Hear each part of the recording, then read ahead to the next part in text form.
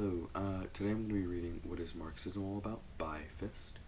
I'm going to keep it all in one take, or I'm going to try to. So if you hear me stutter, or I have like a drink of water or something, whatever, just bear with me. That being said, I'm probably going to have to split it up into a few parts, because I am still going to be reading 70 something pages, and that would take a while, especially if I want to read it slow enough to have somebody listen. But yeah. So I'm gonna skip the introduction section, and I'll be starting at the section called Class Society. And if you want to read the introduction, by all means, go for it. But I don't think it's necessary. All right. The workers have nothing to lose but their chains. The history of all hitherto existing society is a history of class struggles. Workers and oppressed of the world unite. These are just a few of the slogans still in use today that Karl Marx and Friedrich Engels first popularized in 1848 when they wrote the Communist Manifesto. These popular slogans and the class society which they describe are just as relevant today as when they first were written more than 150 years ago. The Communist Manifesto describes the process by which society developed over time so that today it is divided into roughly two great classes. Marxists often refer to the ruling class as the bourgeoisie and the working class as the proletariat. Each class is defined by its relationship to the major means of production. The ruling class makes up a tiny minority of society. This class owns all the property of industry and commerce, the factories, banks, telecommunication companies, retail stores, and more. Most politicians in capitalist democracy are either direct members of the ruling class or its hired agents. Managers, police officers, judges, and corporate newspaper editors are also ruling class agents. The ruling class makes its profits by exploiting the labor of the working class. These capitalists see money as a means to make more money and increase their power. The money reinvested to make more money is called capital. The ruling class is a small bunch.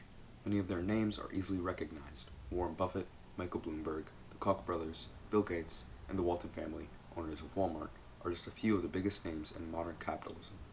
These 5 names alone had a net worth that exceeded $331 billion in 2013.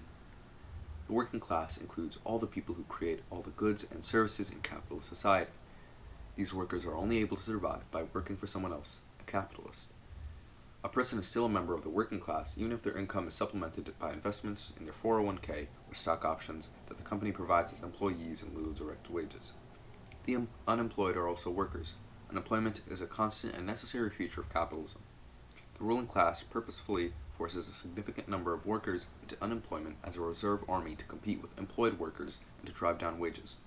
The reserve army also provides the capitalists with the flexibility to rapidly hire these unemployed workers at low wages during periods of economic expansion. Stay-at-home parents are also members of the working class. Their unpaid labor is necessary to raise the next generation of workers for exploitation by the bosses. Children are workers, dependents who are being brought up and trained to be future workers. The children of workers are members of the working class. Quick little tidbit in here. That's an important part, like an important analysis for Marxist feminism, because you have to understand how societally and historically women have been forced into the roles of domestic labor. So women's oppression under capitalism is more strenuous because not only are they being underpaid for their labor, they're just not being paid at all for their domestic labor that still produces people who produce capital. Alright, anyways. The working class is an international class that is artificially divided into separate countries because of the history of capitalist rule. The U.S. working class is multinational. A large portion of the workers here belong to oppressed Black, Latino, Latina, Asian, Native, and Arab nationalities. Some are immigrants and may be documented or not. Workers from the oppressed nations are nationalities, including documented and undocumented immigrants, form a super-exploited segment of the working class. One thing all workers have in common is that their labor produces all the wealth in society. Alright. I'm going to be moving on to the next section called Capital and Capitalism. Alright. In every society, from ancient times to feudalism and modern capitalist society, it has been the labor of human beings that sustains the society and creates wealth.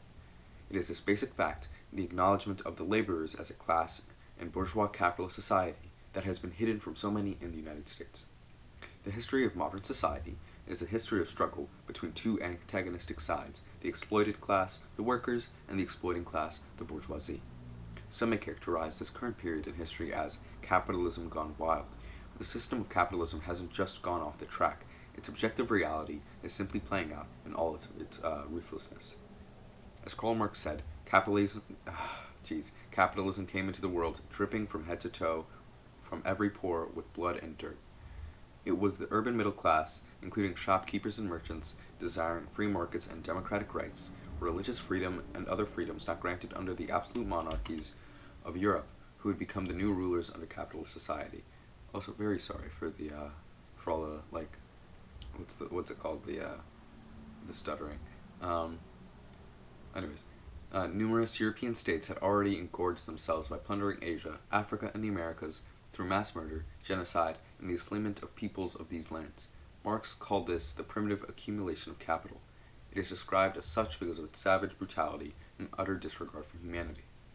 That period of history, where certain European states garnered great wealth, the likes of which had not been previously seen, and developed their societies from this wealth, was unprecedented at the time. Never had humanity seen such brutality. The colonization of the Americas, done mostly through blunt force, and the enslavement of mostly African people on these huge plantations in the Americas filled the coffers of these European states. And while the European states were in competition with one another for riches, they were united in the view of their superiority over the darker people of the planet. In class society, wealth is concentrated in the hands of a few, while the majority of people are exploited for their labor. It is human labor that sustained pre-class human beings and, as previously mentioned, produces all wealth in class society.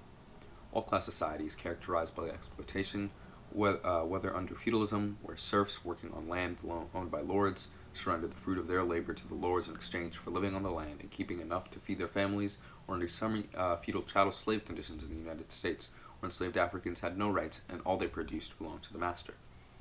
While bourgeois capitalist society may have done away with the feudal society that preceded it and has allowed for what seems to be more individual freedom and democracy, it is still based on exploitation. The capitalist class owns all the means of production in society, the machinery, factories, and raw materials. It gets its wealth by the labor of the workers, who sustain themselves and survive by selling their labor to the owners. This new wage system is nothing more than a different sort of enslavement. The rulers or owners gain huge profits of the backs of the workers, the worker has no ownership of the fruit of their labor, and, like other resources used to produce things, belongs to the owner for the amount of time the worker's labor is purchased. The thing produced is then turned around and sold back to the worker at an inflated price. Rulers in capitalist society may exploit in different ways, but the reason is the same: riches and profit. The interests and needs of the workers and capitalists are diametrically opposed. Okay. So, we're gonna move on to section, I think this is 3, exploitation and surplus value. I think they're gonna talk about the labor theory of value here, which I think is a really solid analysis, but alright. Human labor is a commodity, a thing of value. It is also a value that, when used, creates value. It is from the labor of the worker that the owner derives profit.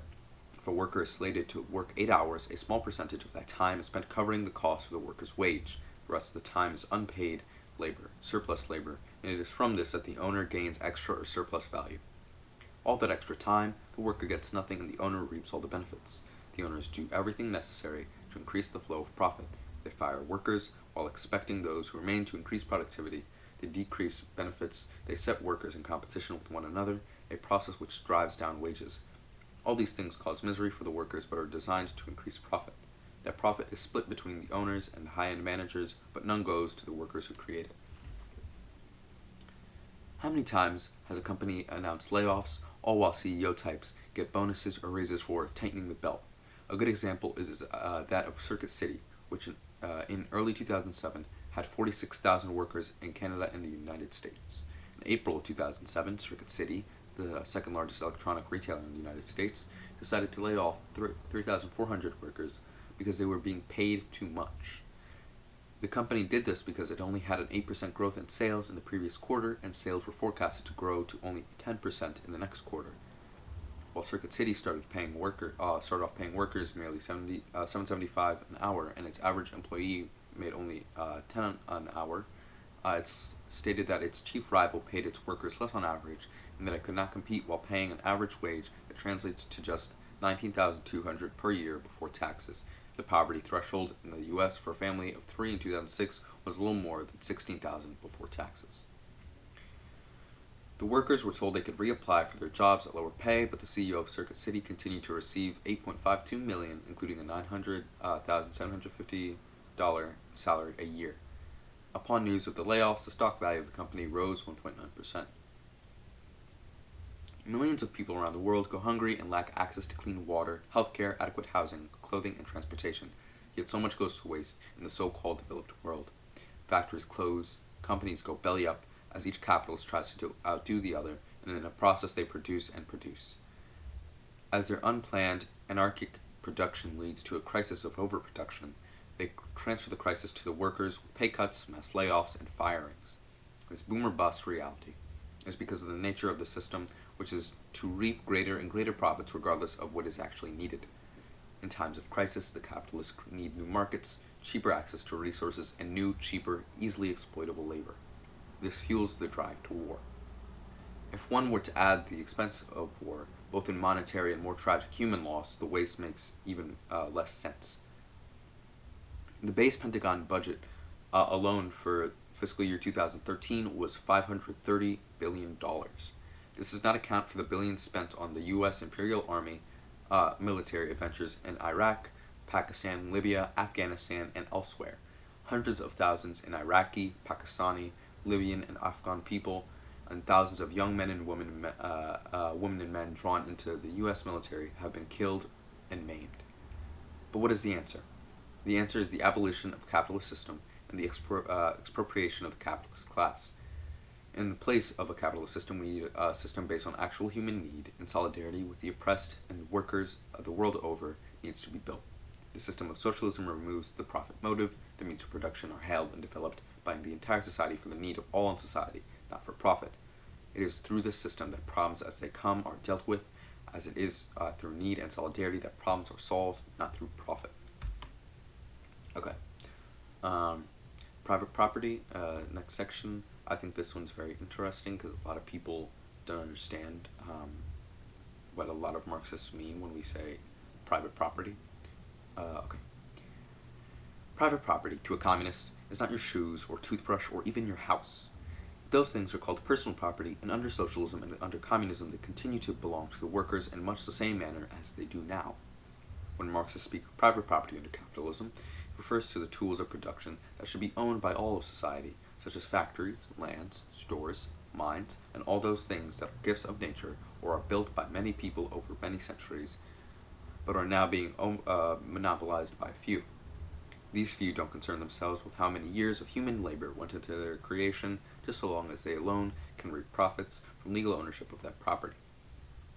The goal of socialism is to increase personal property many times over through the abolishment of private property. Enemies of communism say the communists want to take small farms away from the men and women and men who work so hard to keep them going for so many years and put small grocers, tailors, and carpenters out of business and deny them an independent living. Capitalism has already put most of these small operators out of business and made wage slaves out of them, destroying their dreams of independent prosperity. Walmart and Target routinely put small retailers out of business. Giant agribusinesses, conglomerates, mow down small farms every week. Supermarket chains have wiped out the corner grocer, and corporate bookstores like Barnes & Noble are responsible for the destruction of small bookshops. The few small businesses that remain live precariously on the edge of an abyss, with whole families sometimes working long hours to compete. Private property, in the means of production, is owned by a very small fraction of the population in capitalist countries, but it was produced by generations of working people. By the immense majority who, over the centuries, learned to till the soil, mine the ores, and make buildings and bridges out of trees, rock, clay, and new combinations of nature's bounty. In the earliest days of capitalist accumulation there were, here and there, some people who amassed relatively small private properties through hard work and miserly living, but most properties, even then, were gained through the influence of bribery and deceit, by robbing the working poor of their labor. It is laughable to think that anyone or any family could have earned $1 billion or even $1 million without becoming themselves a big capitalist and utilizing mass exploitation of labor. Personal property has increased in the capitalist world too. Vast estates, mansions, yachts, private jets, designer clothes, all are hoarded by the few, while the personal property of the many decreases in quantity and quality. The 2007 housing bubble bust caused the greatest loss of personal wealth in history for working people in the United States, as millions lost their homes. I ended the sentence. We were there. What they had thought of theirs belonged under capitalist law to the banks and mortgage companies, which snatched it away from them. In the struggle to secure personal property, the necessities and comforts of life, the working class will find it necessary to overthrow the institution of private property and put all the means of production under the control of a workers' government. In some places, the people have overthrown the system of private property. In many others, people are working towards its abolition. Now, with the international capitalist class in a huge economic and financial crisis, more and more workers and oppressed people are saying enough is enough. Rebellions are taking place across the world, from industrial centers to former colonies. Personal property, homes, nourishing food, cameras, bicycles, books, and thousands of small items that raise the health and cultural level of a people will increase year by year under socialism, but no one will personally own land, the factories, or the banks. Very interesting section. Okay, so this next section, titled Dialectic and Historical Materialism, I think this is probably one of the hardest concepts to grasp, under Marxism, because it's definitely like the most, what's the word, like philosophical aspect of it. It's like the tools with which we create like an analysis of society. When I was reading this, I think this was like the first actual piece of like theory I read.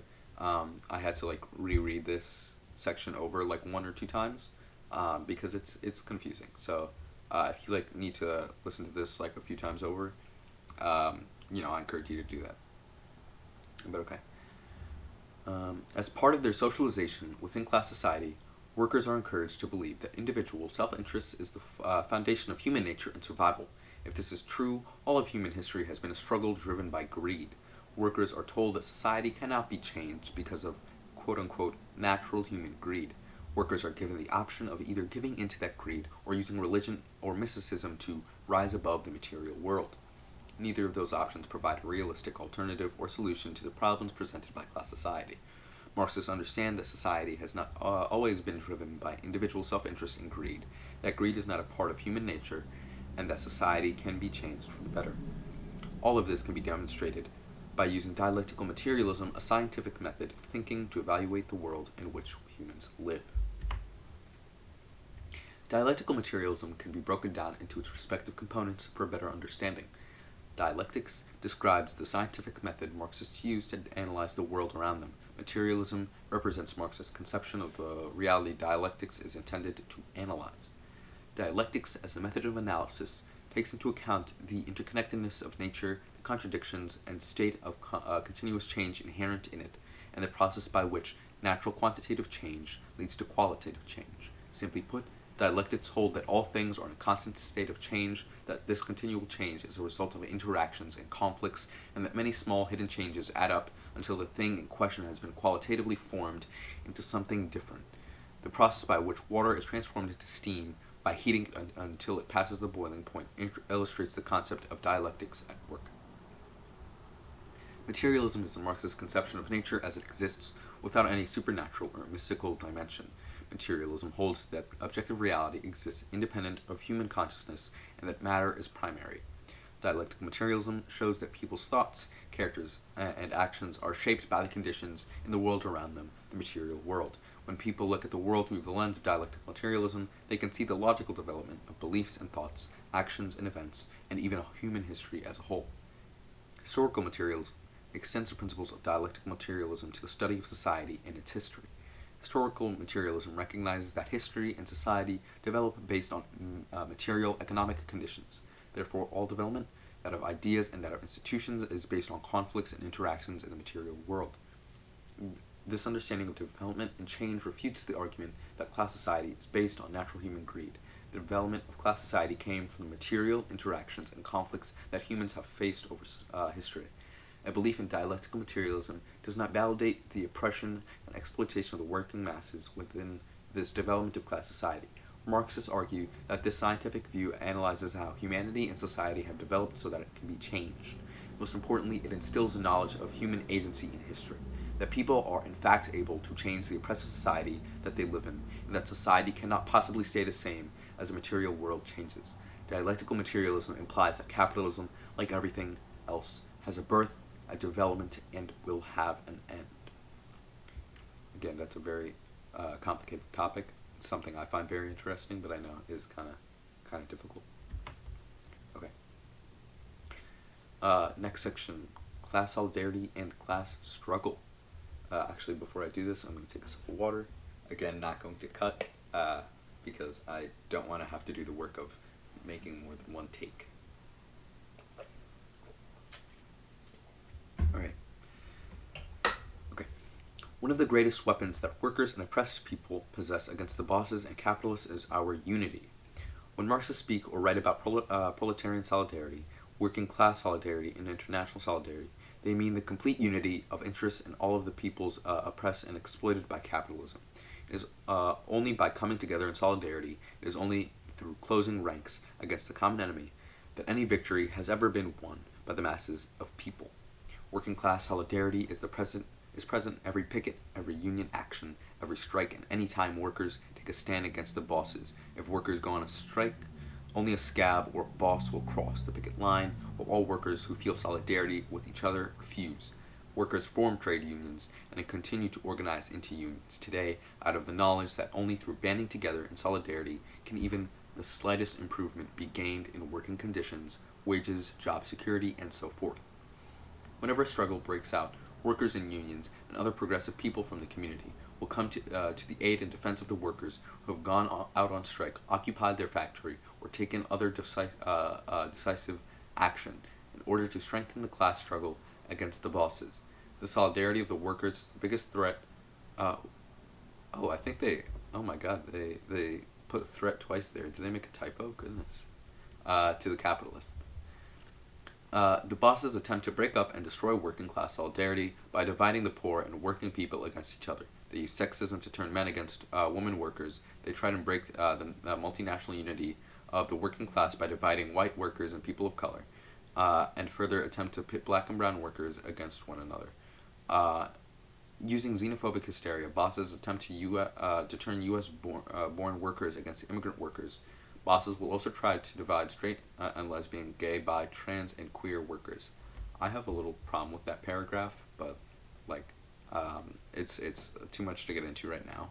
But I feel like it just doesn't properly explain the origins of this oppression, and it kind of just boils it all down to just class oppression, which isn't right.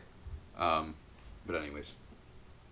Nonetheless, the solidarity of the world working class and oppressed peoples has often defeated the attempts of the capitalists to trick working people into fighting against one another. U.S. workers showed solidarity with the people of Iraq fighting against U.S. imperialism when, on May Day 2008, workers from the International Longshore and Warehouse Union went on strike to protest the war on Iraq. Similarly, Greek longshore workers blocked a shipment of U.S. arms and munitions to Israel during the U.S.-Israeli siege on Gaza in early 2009. The boycott of Mount Olive pickles by millions of people in the United States who support the Farm Labor Organizing Committee when workers were struggling for higher wages and better working conditions is an act of working class solidarity. Real working class solidarity can only be achieved and real unity won when solidarity is based on the liberation of all people from the shackles of capitalist society. This means, for example, that male workers must actively fight against sexism for the rights of women workers. White workers must struggle against racism and national oppression for the full rights of black and brown workers. Workers need class solidarity that unites with the struggles for national liberation, women's liberation, LGBTQ liberation, and the struggles of immigrant workers for full rights to win the liberation of all oppressed and exploited by capitalism through the worldwide socialist revolution. This is the greatest act of working class solidarity and is the only thing that will bring an end to the capitalist system of profit and exploitation once and for all, and that will ultimately wipe out all oppression, There can be no class struggle without class solidarity. Again, that last bit is a little iffy. I think they keep boiling it down to just like class. That's called class reductionism, and I think it's dumb. But like, kinda, I don't know. Anyways, next session, imperialism and globalization. I think this part's very interesting. I'm gonna say that all the parts are very interesting because I think they are very interesting. But yeah. Okay. Television viewers can turn on any news channel almost any time of day, and within moments, images of war will spring across the screen.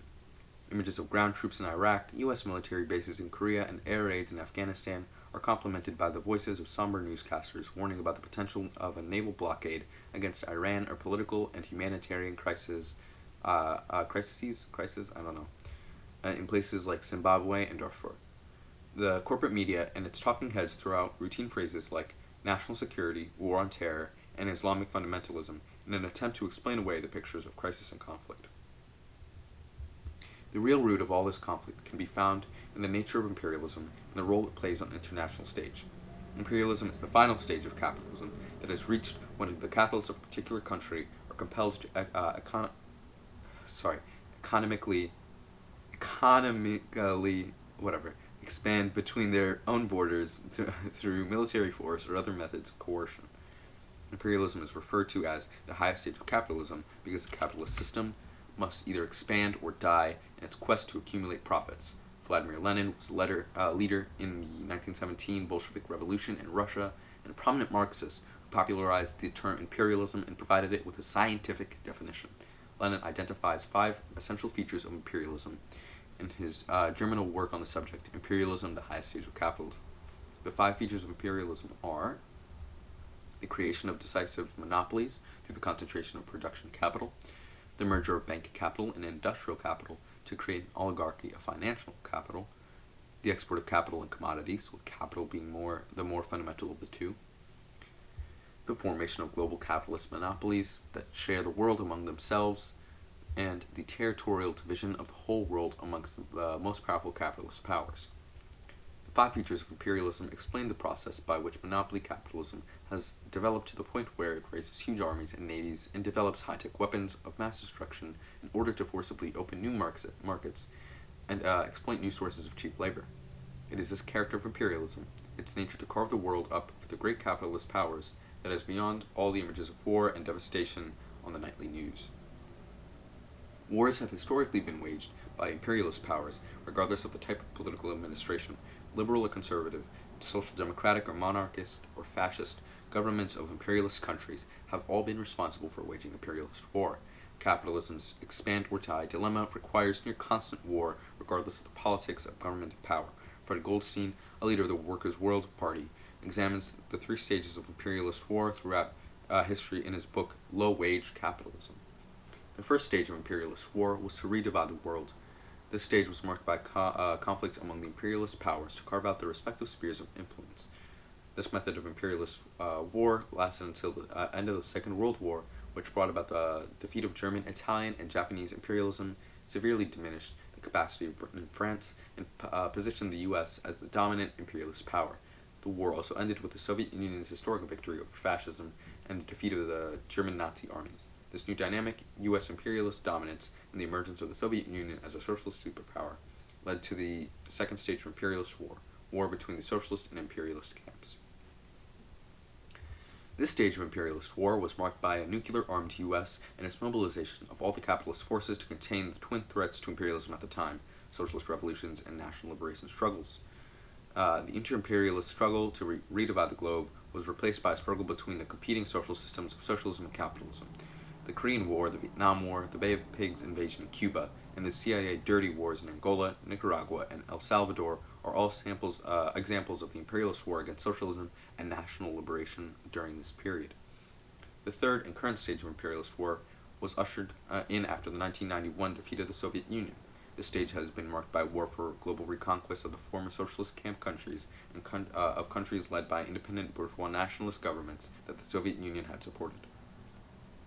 Expansion of NATO into the former socialist bloc countries of Europe and the US-led NATO war against Yugoslavia exemplify imperialism's drive for global reconquest. Today, the word globalization is commonly used to describe the same phenomenon that Lenin explained more than 100 years ago. Bosses and bourgeois politicians talk about globalization as if it is a new and benign form of capitalism that peacefully spreads wealth and stability to poor countries around the world. But the truth is that what the mainstream media calls globalization is just a modern form of imperialism. Now, instead of colonizing oppressed countries through the brute force of imperialist armies alone, bankers and corporations use institutions like the World Bank and the International Monetary Fund to help coerce those countries into bending their will, or to their will. Before I continue, there was a piece of work written by I think it was Kwame Nkrumah, called Neocolonialism, the Highest Stage of Imperialism, that describes this exact thing. I haven't read it yet, so I can't say if it's good or not, but it seems very relevant to that. Alright. And those who try to resist globalization still face the threat of imperialist war. More than 1 million people were killed by the US-led imperialist coalition against Iraq after Iraq's leaders dared to nationalize their own oil fields and use their resources for the independent development of their own country. Building on the anti-imperialist legacy of the late Hugo Chavez, Venezuela faces the constant threat of imperialist invasion, speaking out against the global capitalist monopolies and using the country's resources for Venezuela's people. The truth is that what capitalists call globalization is just an expansion of imperialism. No matter what the bosses and politicians call it, the modern expansion of capitalism is just as brutal and miserable for the workers and oppressed of the world as ever. Globalization has plunged hundreds of millions of people around the globe into desperate poverty.